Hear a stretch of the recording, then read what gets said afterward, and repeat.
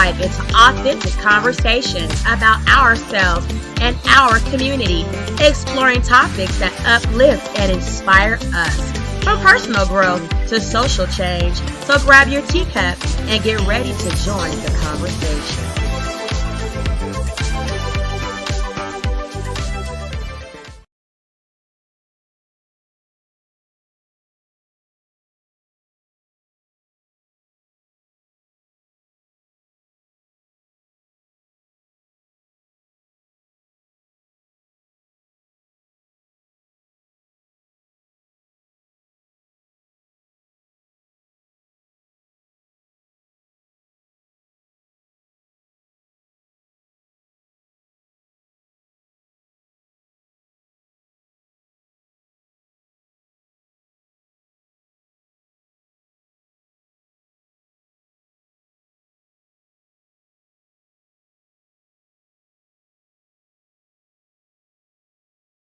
Night with Nancy Grace. There you see Mark Garagos, Ebony K. Williams, and Ashley Banfield from News Nation. And I got to say, they were amazing. I mean, they had such interesting things to say. But we've talked about Mark Garagos, who got in trouble with the judge. Is he or isn't he? Is he on He got in trouble with not? the judge because the prosecutors believe he is working on Diddy's defense. And he said something on our Two Angry Men podcast, calling the prosecutors six-pack of white women, which really pissed them off and pissed the judge off. So we got into that on the Tubi show. Is the judge viewing you as a member of the defense team? Because you have been all over that courthouse this week. And are you on the Diddy defense team? Because I can't get a straight answer from you. ChatGPT, can I make money on Airbnb with $0? TMZ are on a commercial break. Do you guys want to also go and review the TMZ United States versus Diddy trial live on Tanisha Talks Tees? Like, I've covered stuff from Tubi, from TMZ, and I don't usually get violations for that because it's under the Fair Use Act of copyrighted material. And Tubi's a free network, so I'm thinking about adding that now after we get done summing this up. Okay, anyway.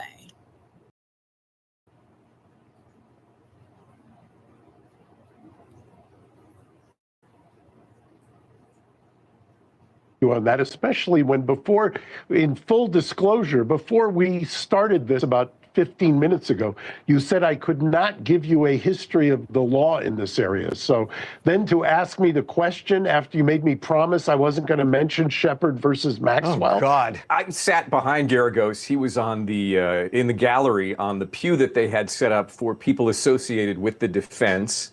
I saw Mark and his daughter down in the cafeteria on the 8th floor. By the way, Mark likes to drink, it looks like Perrier water or sparkling water. Mark also was the center of attention in the 8th floor cafeteria during lunch, where the entire defense team had taken over the middle of the room, 2 tables. All of them were on their phones. I sound like you're part of the defense team to me. I don't know, Harvey, just look at him. It looks to me like he's given up law and he's going into medicine. Yeah, it's true. Here's what I love about this panel that you've set up. We are really holding Garagos' feet to the fire because he's a guy who can talk a blue streak. He can talk around issues. He's a very skilled lawyer. And we had someone who said, no, I saw you in the courtroom. I saw what you were doing. You also have Nancy Grace, who's a former prosecutor, holding his feet to the fire. You've got people who say, like, look, you look like you're in scrubs. I love the sort of makeup of the panel, and you're really getting sort of a sense of the behind the scenes. Well, we're going to do it every Thursday night. It's a series during the trial that will last until the verdict. Again, it is called TMZ Presents United States versus Sean Combs. Inside the Diddy trial, it is available now free on Tubi.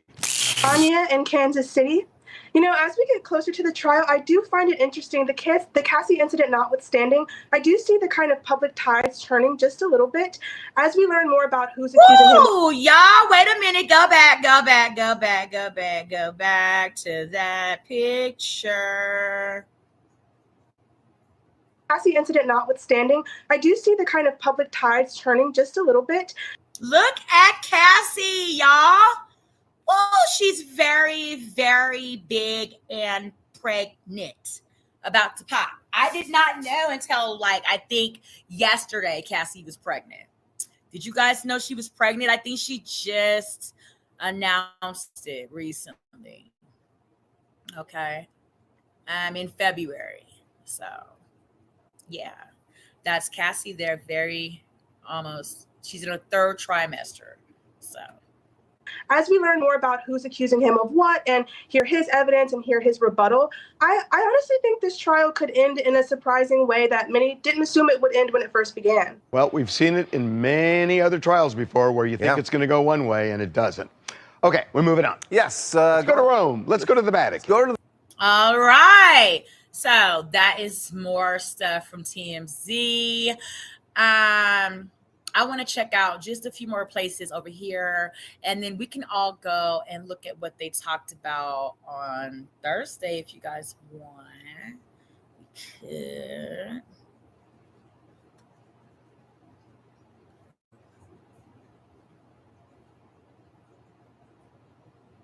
What if I told you you just need to wet this race? Start off with this Thursday, because now the trial started, right? And they would have already been given testament to what they see going on now in the trial this Thursday. What do you guys want to do? It's up to you, because we've already covered up until this point most things Diddy. So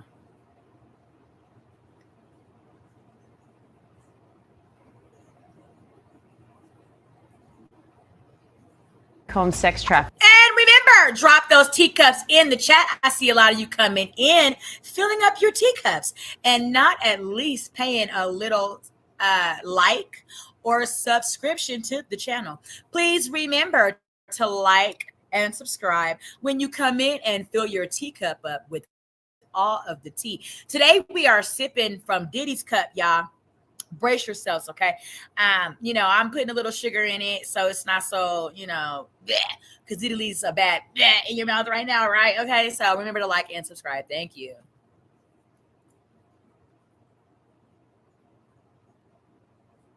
Trafficking trial. Prosecutors claim Combs ran a criminal enterprise with his trusted inner circle and committed crime after crime for 20 years. Now the defense is responding, accusing the government of trying to turn choices among consenting adults into a racketeering case. The defense also says the now infamous hotel security video of Combs and then girlfriend Cassie Ventura shows a fight over a phone. ABC's Rena Roy is outside the courthouse, and legal analyst Ariva Martin is taking a closer look at that case for us. So, Rena, what sticks out to you so far from these opening statements? Well, Diane, we have been watching Sean Combs closely as he listens in on these opening statements, and I can tell you that he's sitting at the defense table with his arms crossed. He looks pretty passive. He doesn't appear to have much of an expression on his face as he listens into pretty explicit detail that's being laid out by the prosecution.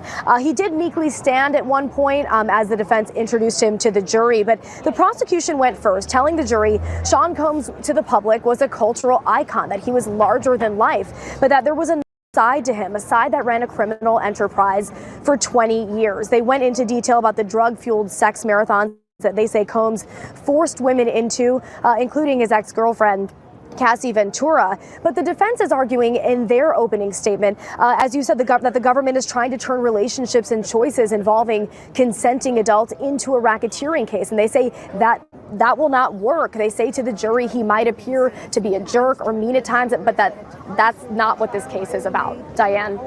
So, Ariva, what do you make of these opening statements so far?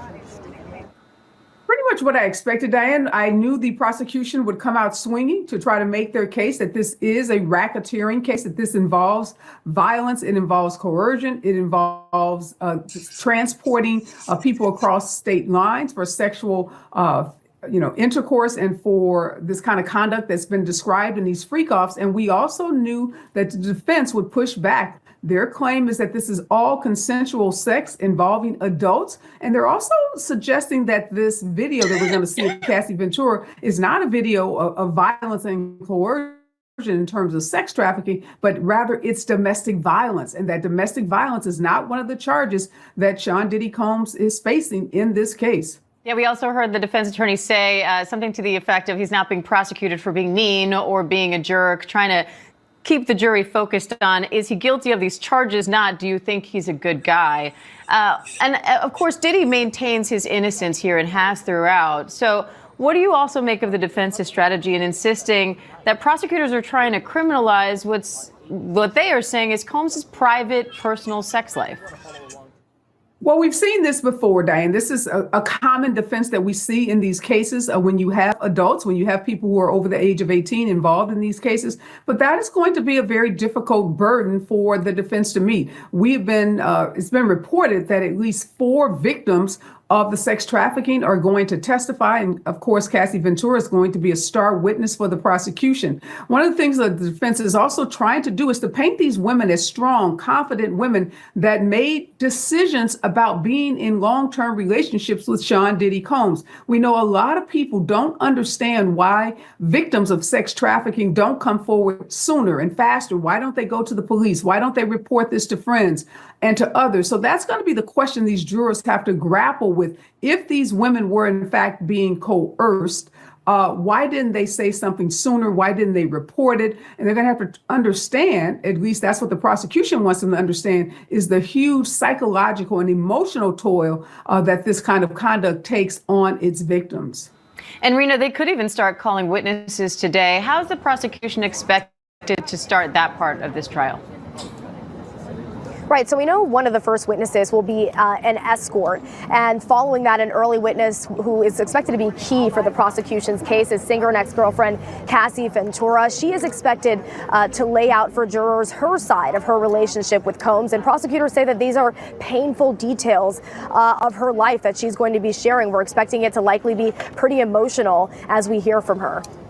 All right, Rena Roy, Areva Martin, thank you both. Okay, let's really tease y'all. It was not an escort. That was the first testimony. From our understanding, it was the security guard that worked at the hotel that allowed Diddy to pay them off.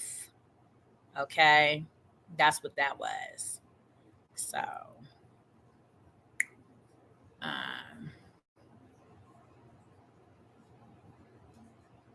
oh, I know. Wait a Welcome minute. back to Live Now from Fox. Our next story takes us out to the Big Apple as Sean Diddy Combs will be back in court today for day 2 of his sex trafficking and racketeering trial. Jury selection is set to resume with 19 jurors from the first day's pool moving on to the next stage. Fox 5 New York's Briella Tomasetti joins us live this morning outside the courthouse in Lower Manhattan with the very latest details. A lot of eyes on this case, Briella.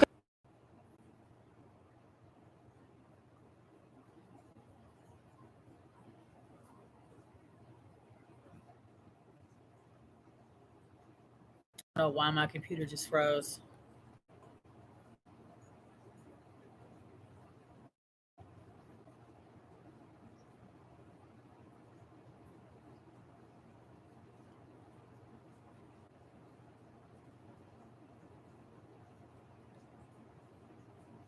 Good morning.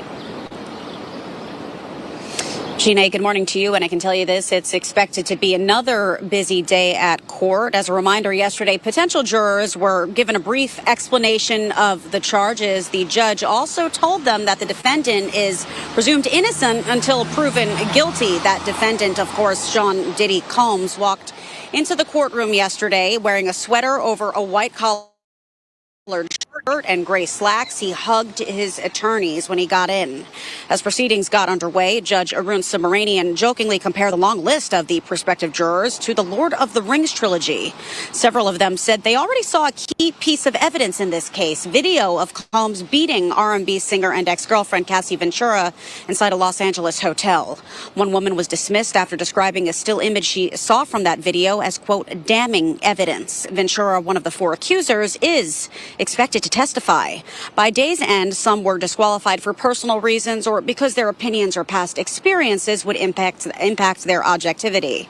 One prospective juror said she liked a video on social media posted by a comedian who joked about large amounts of baby oil found by law enforcement in the superstar's homes. She was not dismissed. At one point, Combs asked for a bathroom break, telling the judge he was a little nervous. The court ultimately hopes to seat all 12 jurors plus 6 alternates by the end of this week before opening statements begin on Monday. All of them, by the way, will remain anonymous. Prosecutors have argued that Combs used his power to force women to participate in sex performances called freak-offs. His defense team insists everything was consensual. The hip-hop mogul denies the allegations and has pleaded not guilty to federal sex trafficking and racketeering charges.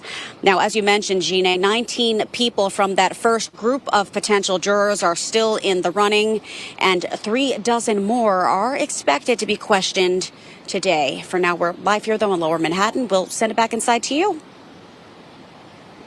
All right, Fox 5 New York's Briella Tomasetti. Briella, thank you so much for the detailed breakdown. We'll see how day 2 goes and check in with you tomorrow. Have a great rest of your day.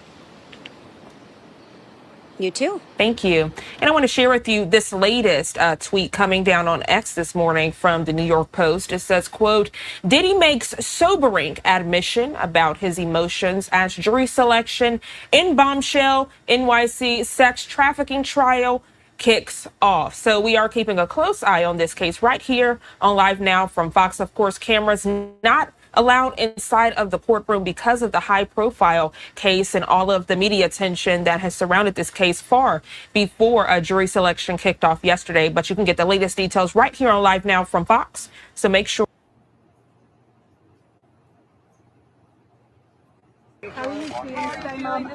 Today is D-Day for Diddy. The jury seated, the prosecution painting him as a violent monster, the defense claiming all his sexual encounters were consensual. All while the rap mogul's mother, Janice, and 6 of his 7 kids are in this New York courtroom to support him. His legal team speaking outside a court about Diddy's mood today. Upbeat, ready to have his side told in open court. Yeah. All right, thank you guys. Thank you. As Diddy faces life in prison, he is facing off against his ex. She is victim number 1 for the prosecution. Combs can be seen grabbing Ventura and throwing her to the ground. One of the most anticipated witnesses in the Diddy trial, Cassie, is the woman seen in that disturbing video you've no doubt seen. She is expected to be the pillar of the prosecution's case. Cassie is really what started this entire domino effect when she filed her lawsuit back in November of 2023. It's amazing, because what a house of cards. Elizabeth Wagmeister is a CNN journalist who uncovered that now infamous tape. So it's been difficult to seat this jury. Many potential jurors said in voir dire that they had all seen the tape that came to you and CNN of Cassie being, pulled around in the hotel. Look, first of all, Sean Combs is one of the most famous people on this planet. So let's forget about the tape for 1 second. It would be hard to seat a jury in any celebrity trial because people already have preconceived notions about him, whether they like him and they're a huge fan or whether they despise him. Cassie's expected to be one of the first witnesses called. Last time you said you were very confident about this case. Do you feel the same way? Diddy's lead attorney, Mark Agnifilo, has said the defense will take the position that Cassie herself had a violent nature. She's pregnant, so that optically is, right? She's, I don't know, create sympathy. That could certainly have an impact on a jury. Usually people see a pregnant woman and they say, oh my gosh, when this are you poor due? expectant mother. Exactly. So that could definitely have an impact on the jury. If the jury convicts Diddy, he's facing life behind bars, charged with sex trafficking, racketeering, and kidnapping. The footage of Cassie will not be the only video evidence introduced. Any other videos that might be entered into evidence that could be effective? Absolutely. So prosecutors said in a recent hearing prior to jury selection, Billy, that they do have video and audio evidence. And we know that from these federal raids, remember way back when on both of his homes, they obtained, I heard from sources, hundreds, if not thousands of hours of footage. A trial filled with salacious footage, and now rumors of Hollywood's biggest stars taking the stand. Are we expecting maybe to hear some celebrity names? Yes, I'm going to give you a little scoop, Billy. He's been famous for 30 plus years. He knows a lot of celebrities. So everybody's been wondering who's going to be dragged into this. Who are we going to be seeing? Now, I am hearing there are not going to be A-listers testifying, but that doesn't mean that they won't come up. Diddy has denied all wrongdoing, but even if he were to walk free after this trial that's expected to last 8 weeks, his time in a courtroom is just beginning. He faces over 60, Billy, lawsuits. And I actually have a brand new interview that is just out on CNN with an attorney who is representing dozens of those 60 accusers. Does this mean that you plan to file 400 individual claims against Sean Combs? Yes, we do. So his legal troubles are not ending anytime soon. Guys, how'd you feel it went this morning? So we have got Diddy's mom, Diddy's daughters, twins by Kim, the son, little Sean, and who is this? This morning. One of Diddy's daughters, also by Kim Combs. I think this is one of Kim Combs' children. Or Kim Porter, sorry. Children. So let's go on over to Tubi.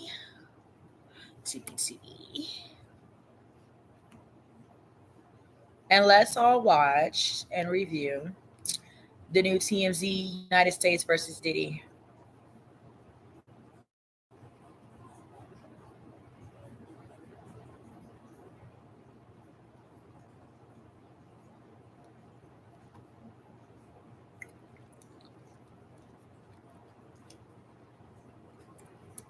Thank you guys so much for sipping tea with me today. And we are sipping the first day of the Diddy trial. Okay, here it is.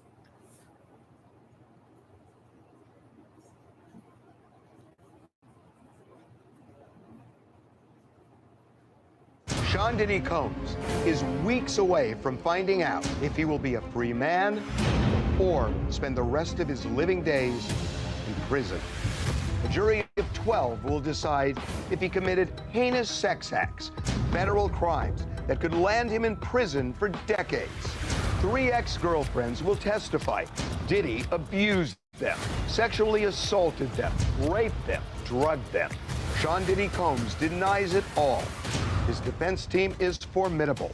8 highly experienced lawyers, but the prosecutors in this case are fierce. So we're at the end of week 1. Jury selection is wrapping up. Opening statements start Monday. We have some of the best legal minds in the country talking about what went on inside the courtroom, what's going on behind the scenes, what are the strategies, what's the buzz, what's the gossip. I hope they fucking lock his ass up for the rest of his life. Put him underneath the jail. TMZ presents United States versus Sean Combs inside the Diddy trial. And welcome to Inside the Diddy Trial. I'm Harvey Levin. Let's get right to it. Mark Geragos, in some way, shape, or form, represents Diddy, although we don't know if it's in the criminal case, and he won't say. Ebony K. Williams is the host of Equal Justice and Holding Court. Nancy Grace, host of Crime Stories with Nancy Grace. And Ashley Banfield, host of Banfield on News Nation, also host of the Drop Dead Serious podcast. Here are the stakes in this case. Diddy faces 1 count of racketeering conspiracy, 2 counts of sex trafficking by force, fraud, or coercion, 2 counts of transportation to engage in prostitution. If he is convicted on all counts, he could face life in prison. We got a picture of Cassie yesterday, and I gotta say, she looks like she is ready to pop. And that woman is going to take the stand. And Diddy's defense is he's not a criminal, he's a swinger, and that he and Cassie and others led a swinger's lifestyle. I think optics matter in every trial, and it's going to be a tough road for the defense to characterize her optically as a swinger when she comes into court pregnant and looks like she's ready to give birth. Not only that, Harvey, super pregnant. She actually looks like I looked just a few months ago. I've got a 9-month here. You might hear her child. And then she's got thoughts and opinions too here. Yeah, and optics matter, Harvey, here. And also, Cassie's not just a girl, a pregnant woman. She's a wife. She's now a mother. I think this is her 3rd child with her husband. She's a family woman now. So I think it's going to be a harder sell for the defense to sell her as this freewheeling, super promiscuous, in the lifestyle, goes for any and everything type of with the baby oil and swingers of it all, when she's coming in as a married woman, very pregnant, in the family way, as they used to say. She's right. Hey, Garagos, don't you think that's a very difficult cross-examination? Mark Garagos, when you have a pregnant lady, a mom, up on the stand, I mean, how cruel can you be? You can't really, shred her on the stand, a pregnant lady. You got to be really careful how you cross-examine certain witnesses, or the jury will turn on you. If they perceive you as a bullying someone, that's not going to go down very well at all. They got to be really careful cross-examining. They have threesomes on Wisteria Lane, guys. They have threesomes on Wisteria Lane, and we don't know what some of these jurors said when they whispered their embarrassing answers. Okay, Mark, you got to answer Nancy, because it's true. I was going to say, Nancy, I think, will admit that there are various ways to cross-examine a witness. Mind you, if it's true that their witnesses, their star witnesses, are ex-girlfriends, presumably long-term ex-girlfriends, there are going to be good an ex-girlfriend times can't be raped. Okay. Nobody, did I say that? And I don't like the way you and Levin keep slinging that around. They're all ex-girlfriends like that. Makes them, they can't be raped.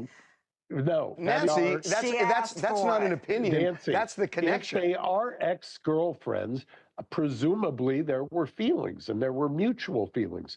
If that's the case and you're doing a cross-examination, I would imagine mutual feelings, my rear end. Combs didn't care about these women. They were pawns. Look, according to the state and according to witnesses, Sean Combs would sit there and watch his phone and masturbate while he had his lighting director get the right angle on these women who were drugged so they could be raped on video. Okay? They call it euphemistically a freak off. So I'm going to ask you one more time, if you want me to answer the question that it originally was before you went on the polemic. The question is, how do you handle a witness like that? If it's an ex-girlfriend, if it's somebody who was at one time in love with him, then there is a different approach. You're not going to beat somebody over the head. Yes, answer. You keep talking, but you never get to the answer. The answer is you're going to take a different approach. I just said you're not going to beat somebody over the head like that, especially if somebody is about to give birth. I mean, that's the last thing you're going to do. Why would you antagonize somebody who is a crucial witness when you've got jurors who are, I just was discussing with Harvey, they're watching every single thing you're doing in a courtroom. Jurors are focused on the witness, they're focused on the lawyers. No lawyer is going to antagonize a witness, especially an important witness, just to make some kind of perceived. I hope you're right. I want to show you something. There are opinions about this case that are just baked in. And this ultimately all goes to the Cassie video, I think. And so this is just a very small sampling of what a lot of people are saying. I'd just like to point out that not a single person has come forward to say that Diddy's innocent. Anybody write no character statement for Diddy because they know he did all of that. You can't put nothing past a man that will deliberately inflict pain on the woman that he loved. I think he did everything. I think he did it all. Diddy, your ass going up the river. So, Ashley.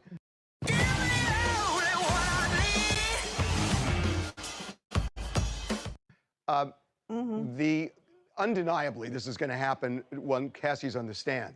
Prosecutors are going to show the video of Diddy viciously beating her. Sure. And you're going to have a pregnant woman describing what she went through.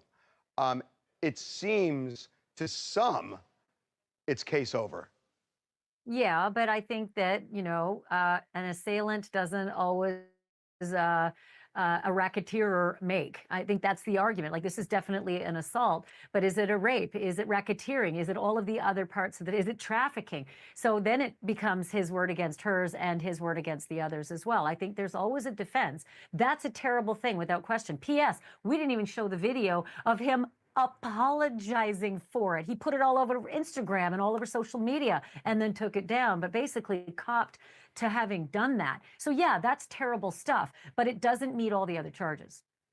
And to Ashley's point, Harvey, it's really, really terrible stuff. But in that video that she's referring to that was on social media, which I thought was just a bad tactical move by the part on Combs and co. But anyways, it could create, and his argument was, that was who I was on the worst day of my life. And I am not the entirety of the one horrible thing I did on the worst day of my life. Oh, now, girl, I don't know how many. stop, I don't know how many people. That is Nancy, not even the law.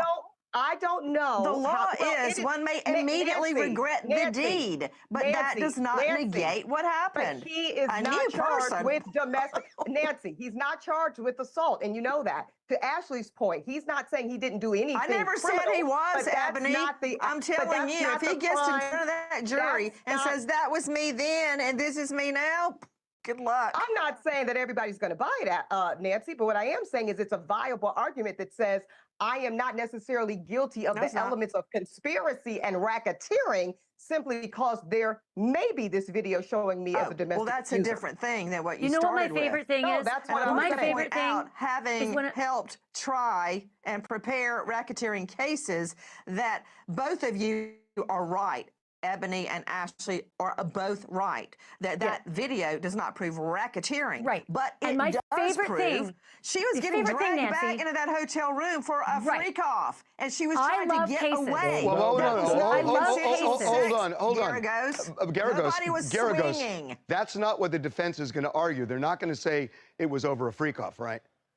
Yeah, I mean, the public filings dispute that. So I get that if that was the case, Nancy would have a point, but we haven't seen the evidence. So you got to wait and see the evidence, because well, if it's consensual, Garagos, why is he dragging her back by her collar? No, you just, guys, take it from me. I'm your perfect juror. Freak off. You said for a freak off.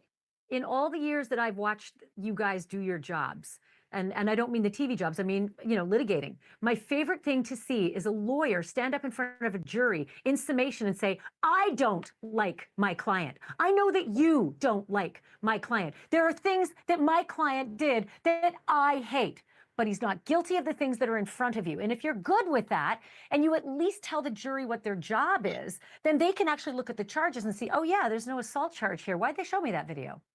Our sources are telling us that this third alleged victim, one of the people listed in the indictment, a woman, former ex-girlfriend, not only doesn't want to take the stand next week, but we are told from the jump she never wanted to get involved in this case and has resisted, and prosecutors are having a really tough time. As we do this show right now, we are a day away from prosecutors telling us what they're going to do, whether they're going to try to call this woman, whether they'll remove her from the indictment, we don't know. Nancy, it seems weird to me that they would put somebody in an indictment who seems so unwilling. Okay, first of all, this goes to everyone on the panel except Garagos. Here we go. Has nobody tried a case before? Because I recall trying a child sex trafficking case with similarities to the current case, and I lost my star witness. She did not want to testify. She was afraid. And I'm pretty sure this witness may have the same misgivings that my victim had. There is no need for the state to alter the indictment, such as drop a count. They've got till the end of their case to produce that witness. So I think this is much ado about nothing right now. Let's see if she doesn't show up. Mark? Well, Nancy's got one point. I've seen cases where they try to do the case without the witness. most jurors will tell you, in fact, I remember one vividly, most jurors will say, well, if they couldn't be bothered to show up, why am I going to pass judgment on the accused? So I think it's always an issue. I mean, you always want to have, if you're a prosecutor, you're always going to want, you prefer, you're never going to choose to be in the position that Nancy just laid out as a prosecutor. Something new. Yeah, you're not going to. Please, I know say that something is, new. Of course, you want your witness, duh. But if the witness doesn't show, or she's been paid off, or she's afraid, she's not going to show. They've got till the end of the case to put her up. And if she doesn't show by the end of the state's case, they drop the count. Not necessarily. I've seen cases where they don't. Here's what's really great, though, right, is that the prosecutors aren't relying only on victim potential witness number 3, right? We know for sure there's the named victim that will be testifying, the marquee witness we must think of her as, Cassandra Ventura, who in so many ways, her civil lawsuit set this whole thing afoot. And so many of us are familiar with her as a celebrity in her own right. And so thankfully for the prosecution, they're going to have her. I have to imagine, I'm hearing she might be witness number 1, maybe number 2. So while I totally agree with Nancy, it's not anything unusual to see a hesitant victim/witness here. Not so great for the prosecution, but I think they've got plenty to start with, to Nancy's point, as they have the duration of this trial to produce victim number 3. Do you know what is weird? Is the lawyer going underground as well. And right away, I thought when the lawyer couldn't be reached, Nancy, I think you've got it. I suspect, I always smell a rat, that somebody got paid off and a lawyer doesn't want any part of this. So she is just, well, he or she is just, ghosting the court, which I cannot believe, because if that were an important witness, that could cost millions and millions of dollars. So a lawyer just waltzing off into the sunset, I think Nancy's made a good point. It's possible there's payoff. Hey, Ash, this is what's happening, Ash. It's like when Mark Garagos calls me, I'm like, oh, it's Garagos, whatever. But wait a minute. But wait a minute. That's what's happening. Yeah, they don't want to say anything yet. The lawyer's not responding, so they're like, yeah, I'm not taking that call. But that's what's happening. she was unwilling from the jump. It's not like something happened once the indictment came down. What we're told is she was never willing to testify. But that's not entirely true. There's a report, and listen, I don't know her from Adam, so I'm just going off the reports that I read. And the New York Post had a report saying about a week ago, she informed the prosecutors she was good with using her real name instead of her pseudonym. So I'm shocked a week later, maybe the media, all of a sudden the explosion of media on Diddy all leading up to the trial got real. Last week on the Two Angry Men podcast, Mark, you described the prosecutors in a way that really angered the judge. Yes. 6 women, all white. All white. Correct. That's my understanding. I've only seen a couple of them, or know of a couple of them, but my understanding is you got a 6-pack of white women. So Nancy, what do you think of Garagos calling the prosecutors a 6-pack of white women? I think that it was rude. I think it was misogynistic. And I think he got a, let me just say, booty reaming from the judge, because the judge didn't like it either. But what Garagos says outside the courtroom is really no concern of mine. Just like what we're saying right now should not concern the jurors. Garagos has an opinion. He's very, very successful off saying things just like that. Do I like it? No. Do I care? No. All I care about is what this jury hears. So Garagos spouting off, as he is wont to do, means nothing. And by the way, Nancy never took it personally when I referred to bleach blonde former prosecutors, and I appreciate that. She and I This is all natural, Garagos. I But I want to tell you something really important I'm not going to go there, Nancy. Ashley is saying and Ebony is saying, and what Garagos is trying to say, although it takes him a really long time. What that video proves is that whatever was happening in that hotel room, be it freak off, be it a swinging situation, she didn't want part of that. It was not consensual. So when Diddy stands up, or because he is not taking a stand, fat chance, and says, What I did wasn't a crime. It was all consensual. Don't hate me because I'm a swinger. They're not going to buy that because he's literally dragging Cassie Ventura back into a hotel room. Okay? So that's not consensual. Right there. Right. And that is a small part of a Nancy, bigger scheme of racketeering. Yes. Like I said before, Nancy, the defense, I think, is not going to buy that. And they're not going to argue that. And I don't think the evidence is going to show that, but we'll wait and see. That's a heck of an argument if it were true, but I don't think that that's anywhere close to where any of this is headed. I think what you're going to see is that it's a different story. And so I would just counsel a little patience. Well, look, I mean, Mark, Mark, if you're going to talk about it, because we know the filings. What they say is that the fight was not over the freak off. The fight was over a text message on Diddy's phone that Cassie saw involving another woman. So that's what they're laying out. I mean, they've as much said that, right? Correct. And that's what I'm saying. So before we start constructing all kinds of theories based on something that I haven't seen, because I don't think of him that's beating detailed anywhere in the indictment. in a hotel That hallway. is- Oh, okay. So nobody is defending, least of all him, given his apology video. Nobody's defending what he did. However, it's the context of it. Is he guilty of domestic violence? Sure looks like it to me, and he copped to it. You got the tape, you got his thing. Domestic violence is not what he's charged with. Ebony and Ashley, talk to me about something Johnny Cochran said during the O.J. Simpson case, and boy, do I remember it, where he just stood up and said, hey, race plays a part in everything. And he was certainly right in that case, that it played a huge part. Does race play a part in this case? The late Johnny was right, then Harvey, and he's right. It would be applicable in this case. Here, for the simple fact that historically, when you think about Black men and kind of the profile and persona in which they are portrayed, even in mass media, themes of violence, propensity for sexual violence specifically, things of this nature come into play.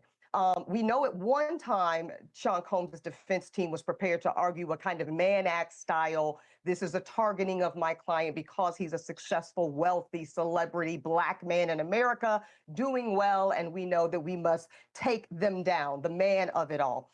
I do believe I'm hearing that they are sidelining that argument. Personally, I'm really glad they did. I don't think it's an accident that the one Black man who was on the Sean Combs defense team originally, coincidentally, we'll say, stepped off the team when we heard word of that argument making the light of day. I don't think it would be necessary to make that argument, but I don't think you have to make the argument in court with rhetoric, right? I think the subtext of the fact that you're not going to see Sean Combs and not see a Black man in America, his affect on Black culture and Black community, and the fact that we don't know the demographic rather of the rest of the victims, but certainly we know that Cassie Ventura is a woman of color. She is a woman who self-identifies of some level of Black descent. And so all of these dynamics, the relationship between Black men and Black women, the history of Black women not being believed when we assert ourselves as victims of violent crime, a la Meg Thee Stallion most recently, all of these themes are going to come up, Harvey. Ashley, you've covered a bunch of cases where they somehow insert race into the equation. It just seems inevitable here. Yeah, it's happened a lot. Well, two things. A, I think Ebony's right. And B, I think in part she's wrong. But I think she's very right in the fact that it's a good thing that they decided to jettison the idea that somehow the government is going to come after a really big, powerful man because he's Black. I think we're beyond thinking that the government, just wants to target people for that reason. And I think in the new Trump zeitgeist, it's even more so. I think people are really, really rejecting that generally. I don't know about the Southern District, of Manhattan, the jurors and, what they feel about that and how Trumpy they are. But I will say this, watching jury selection, a lot of them come from Westchester. And a lot of them, according to some court watchers, are just not very much jury of peers. And I know we don't deserve a jury that looks exactly like us. A jury of your peers is a jury of Americans, but most Americans think a jury of your peers should kind of reflect you and be somewhat reflective of your demographic. And in this particular case so far, it doesn't really reflect him. So some concerns, yes, about race, and some other concerns, no, not about race. What about that, Nancy? Speaking of Johnny, you realize that Johnny's last criminal trial was of Diddy in New York. And you also realize that one of your panelists was the partner, and I think the TV show, if I'm not mistaken, was Cochran and Grace. I don't think it was Grace and Cochran. And that was Johnny's last criminal. In fact, he came out, as I remember. It was in alphabetical order. As I remember, hey, look, I learned a lot from Johnny. Johnny had said, "I'm not going to try how any he more worked a jury, how he worked a room. He just had that it factor.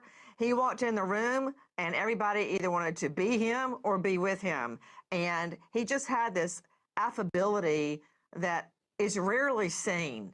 And you know, he could convince anybody of anything. Okay, this sounds like a presidential lawyer. God rest his soul. And I loved him as well. This sounds almost like this sounds like a Dan Quayle jab. But are you saying Mark Agnifilo is no Johnny Cochran? Because Agnifilo said that he is going to show that this is a takedown of a successful black man. Nancy. Oh, no, Can I get y'all in the middle of the road here? This is not about black and white. This is about money. It has been estimated that Combs at one time was worth $1 billion, that's with B as in brother, dollars. That transcends all this back and forth about race. And if you want to talk about race, the vast majority of cases that I tried dealt with black victims. And I think you're losing sight of that. This is not about targeting him because he is a black male.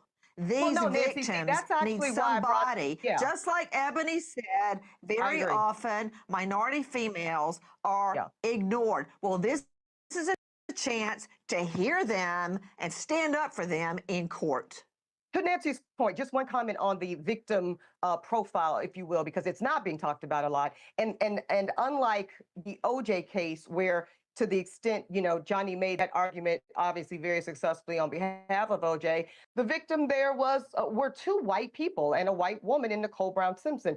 That's going to be very, again, possibly, we don't know the demographics of the other, but if we're looking at Cassie for sure, and most of the women historically that Sean Combs has been connected to, we're talking about women of color.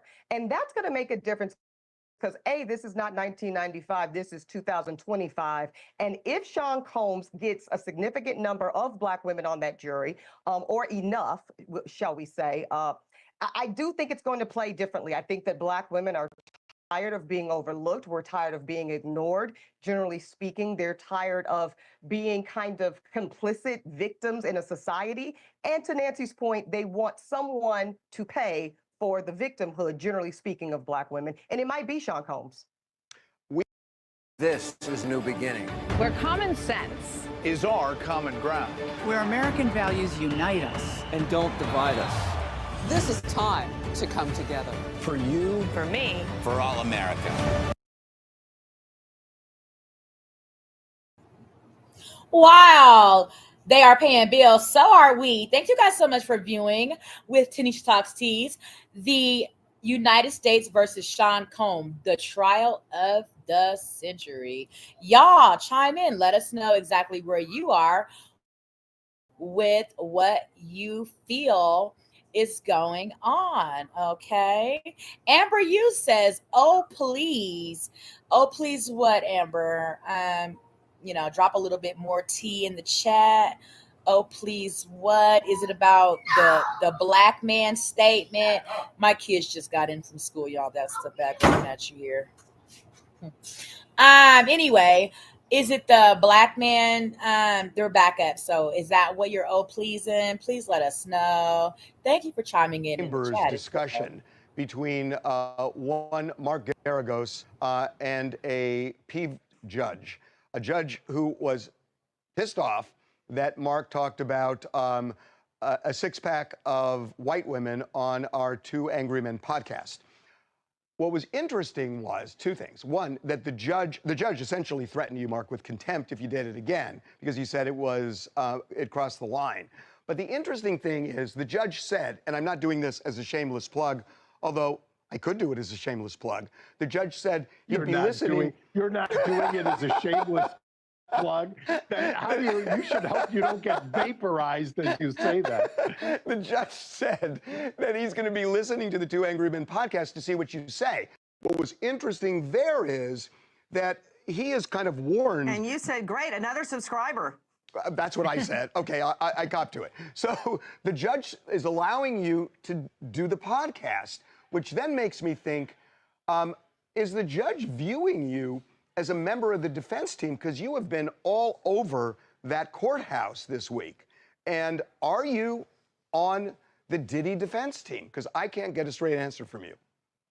Right, and I'm not going to engage with you on that, especially when in full disclosure, before we started this about 15 minutes ago, you said I could not do a history of the law in this area. So then to ask me the question after you made me promise I wasn't going to mention Shepard versus Maxwell. Oh, God. It's really a little much, Harvey. It's kind a of simple, factual. Okay, here's what. Look.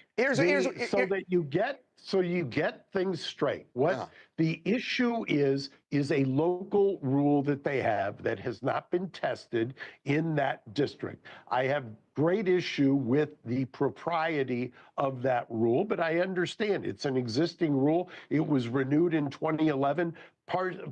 Partially, if you believe the commentators' notes, because nobody's ever litigated it. I'm not going to answer your question because I've got other cases to litigate rather than that case. So okay, I won't belabor it, but I want to bring in Brian Andrews, who is a TMZ producer who's been covering the case, and Brian has just seen you publicly.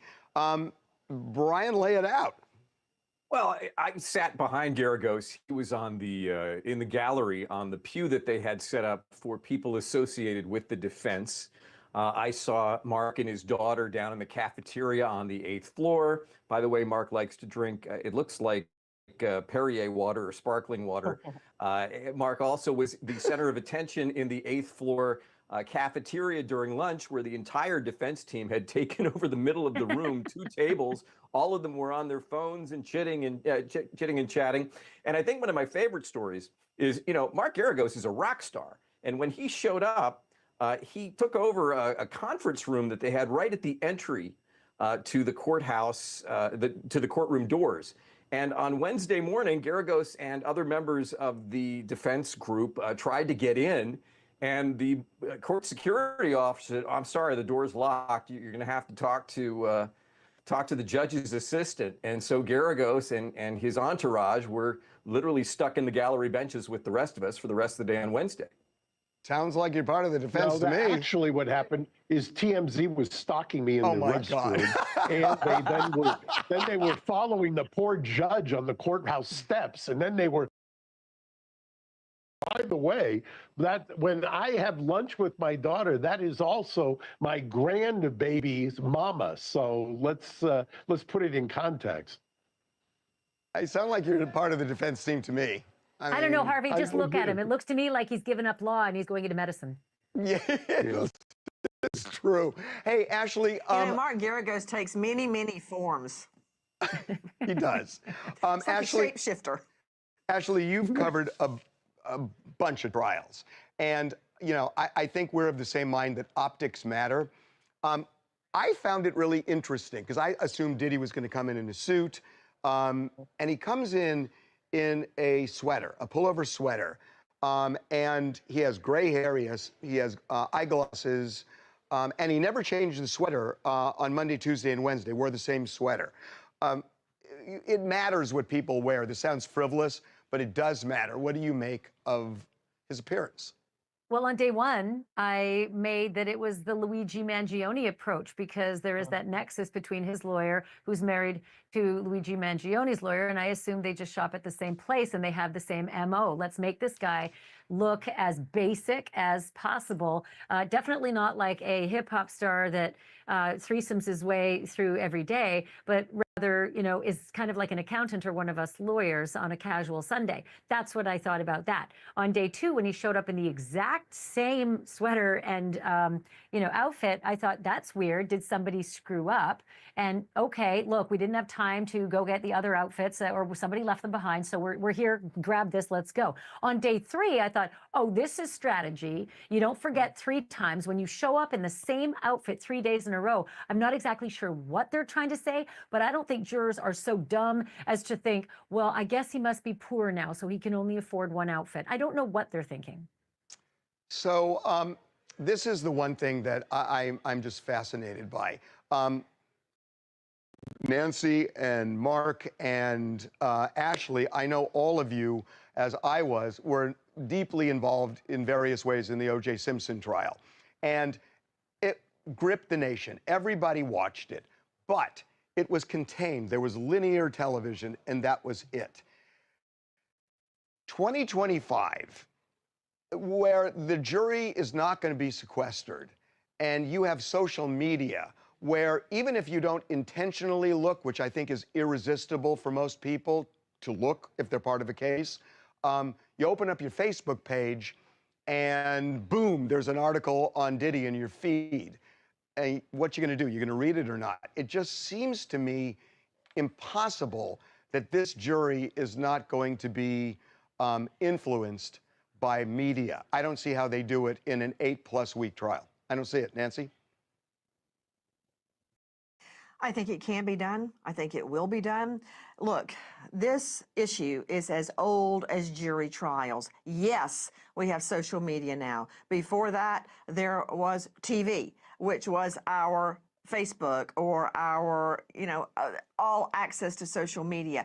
Before that, it was the paper. Before that, they were talking to their family when they would have family visits. I can tell you this much, and I speak from experience. Juries are angry when they have to be sequestered. If somebody told me that I could not have dinner with my twins for 4 weeks, I would be furious. I'd be mad as a hornet. You don't want that in your jury box. At some point, you have to trust the jurors. You have to believe them, and you have to put them under oath and make them promise not to look. Will they look? I don't know, but this is the best we can do. And believe me, the defense is going to be planning plenty of bombshells in the media. I've told this story before, that one of my favorite juror lines is when the juror raised his hand, and he probably was in his 70s, and said, "Your Honor, is this jury going to be sequestered?" And the judge said, no, you'll be able to go home each night. And he says, oh, dang, I was hoping we would have been sequestered. So it depends on your perspective. Nancy is 100% right about jurors getting angry. And the best example of that is the O.J. jurors who came back from under 4 hours after a 9-month trial, and their bags were packed. That's not why they did it. Court. That's not why they did it. They didn't do it because of that. Bags were packed. Brought them to court. I get it that they got a fast verdict for some other reasons as well, but they brought their packed bags to court. They wanted out of there. It's terrible to do. Do you know why? Because they had probably already talked about it, even though they're not supposed to. They broke those rules. They knew what they were going to do. How can you expect a jury to isolate and not look at social media? I mean, this is part of our being. Everybody has phones. I'm sorry. When I hear the jury's going to do the right thing, no, they're not. No, they're not. I'm not buying it. Harvey, I'm not buying it either. And with full respect, and literally, you guys are all the titans of industry here. It's why I get to do in this medium, both as an attorney and as a journalist. So I thank you all. Here's the thing. To your point, Nancy, of the legacy of it all, you're absolutely right. Before social media was TV and then print news. The difference was you didn't have the newspaper in your pocket all day long, 24 hours every day. You didn't have a telephone in your pocket 24 hours every day. I believe it is so, as somebody who kind of really grew up in this social media, Instagram culture, it is tethered. It's in the veins. I don't even think it's conscionable that these jurors, despite the generational, and I'm sure it's going to be multi-generational, which is great, I don't think it is conceivable that they will be able to avoid it, whether it's knowingly or unknowingly. It's going to seep in, and I think it's going to seep in really heavy. I really do. Yeah, I think we need to change the process, Harvey. So what's your choice then? You can sequester or not sequester. Those are the only two choices. Or we could just go ahead and sentence him right now. Here's a dude who has a very clear opinion. The judge is not going to sequester the jury in the P. Diddy trial. I'm telling you right now, folks, this will be the biggest mistake in trial history. They're going to lose jurors like flies. In the Charles Manson case, the jury, which Are you listening to that guy? Are you actually taking him as legal president? Well, look at Mark Geragos. Here's Does the he look deal. like a Geragos, you respectable can lawyer? Look sequester at him right or now. not sequester. Those are the only two choices. And you guys sitting around saying, oh, they're going to look at their cell phones. What's the choice? You want to sequester them? That's the choice you've Nancy, got. okay, hold on. In the Amber Heard Johnny Depp trial, everybody looked at TikTok. It wasn't informational. It was all opinion-based. Everybody was giving an opinion, not facts. And if people are looking at TikTok... That trial was televised. It makes it worse. It makes it worse when it's not. Because then the messenger is telling the truth, right? It's worse when it's not televised because then the Thanks for watching. Remember to show your support by liking, subscribing, and sharing. It's a blessing. Keep your teacups filled and ready for my next upload. Until then, stay inspired and remember, always stay dipping.